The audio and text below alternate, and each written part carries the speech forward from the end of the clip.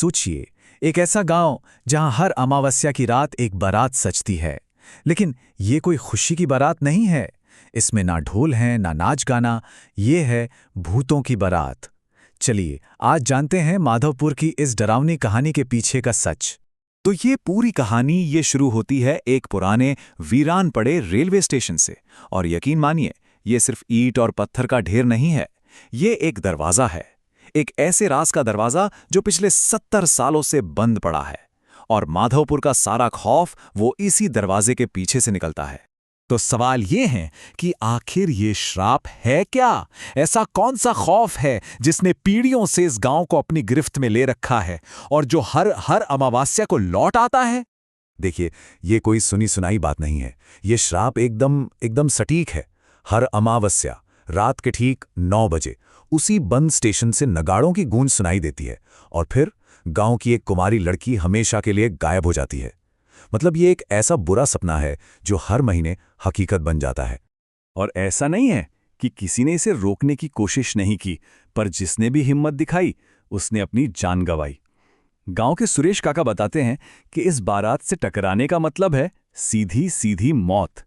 तो ये सिर्फ एक कहानी नहीं, ये एक खौफनाक चेतावनी है। तो चलिए अब चलते हैं उस एक खास मनहूस अमावस्या की रात में।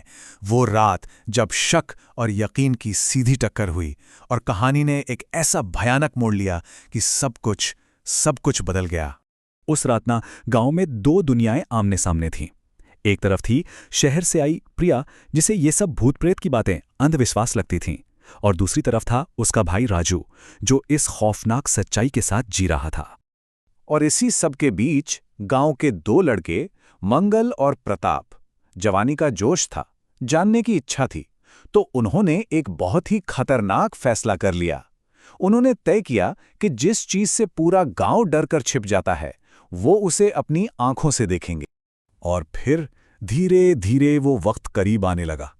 शाम को चाय की दुकान पर जो बेचैनी वाली बातें हो रही थीं, वो रात 8 बजे तक एक अजीब अप्राकृतिक से सन्नाटे में बदल गईं। और फिर ठीक 9 बजे दूर से ढोल की वो पहली आवाज सुनाई दी। बस हवा में डर घुलना शुरू हो गया था। और फिर वो पल आ ही गया जब कानों में फुसफुसाती कहानियां सच बन गई, जब डर गांव की गलियों में उतर आया। बारात आ चुकी थी। बारात के आने से पहले ना जैसे पूरी कायनात चेतावनी देती है। गांव के कुत्ते एकदम शांत हो जाते हैं, हवा बिल्कुल थम जाती है, एक अजीब सा काला धुआं फैलने लगता है और वो नगाड़ों की आवाज वो धीरे धीरे तेज होती जाती है, बिल्कुल दिल की धड़कन की तरह बढ़ती ही जाती है। और फिर वो सामने आती है, एक ऐसी बारात जिसकी आप कल्पना तक नहीं कर सकते। बारातियों के शरीर जले हुए हैं, उनके चेहरे वो इंसानी चेहरे हैं ही नहीं, जैसे किसी बुरे सपने से निकल कर आए हों, एकदम बिगड़े हुए। उनके खून से लाल आंखें अंधेरे में चमक रही थीं। और सबसे ज्यादा डरावनी थी उनकी हंसी।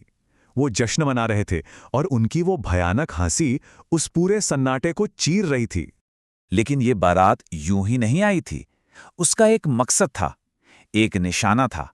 और यहीं से ये कहानी अपने सबसे दर्दनाक मोड़ पर पहुंचती है। वो भयानक हंसी, वो नगाड़ों का शोर, सब एक दरवाजे पे आके रुक गया। राजू और प्रिया का दरवाजा। भूतिया दूल्हा अपनी दुल्हन लेने आ पहुंचा था। इंसान और शैतान का आमना सामना था, लेकिन ये कोई बराबर की लड़ाई नहीं थी। ये तो एक हुक्म था, एक ऐसी धमकी जिसके आगे कोई खड़ा नहीं हो सकता था। और फिर वो हुआ जिसका डर था। जिसने भी रोकने की कोशिश की, राजू और उसकी पत्नी, उन्हें मार दिया गया। चीखती चिल्लाती प्रिया को वो दूल्हा घसीटते हुए ले गया। बारात वापस स्टेशन की ओर बढ़ने लगी और फिर उस धुएं में से एक ट्रेन निकली, एक भूतिया ट्रेन। प्रिया को जबरदस्ती उसमें चढ़ाया गया और फिर वो ट्रेन धुएं के साथ ही गायब हो गई। और ये सब कुछ छिपे हुए मंगल और प्रताप अपनी आंखों से देख रहे थे। तो आखिर में बचता क्या है? बस उस रात का खौफनाक अंजाम और वो कहानी, वो किंवदंती जो आज भी उस गांव के ऊपर एक साए की तरह मंडरा रही है। अगली सुबह जब हुई तो तबाही का मंजर साफ था। राजू और उसकी पत्नी की लाशें मिली। प्रिया का कोई नामो निशान नहीं था।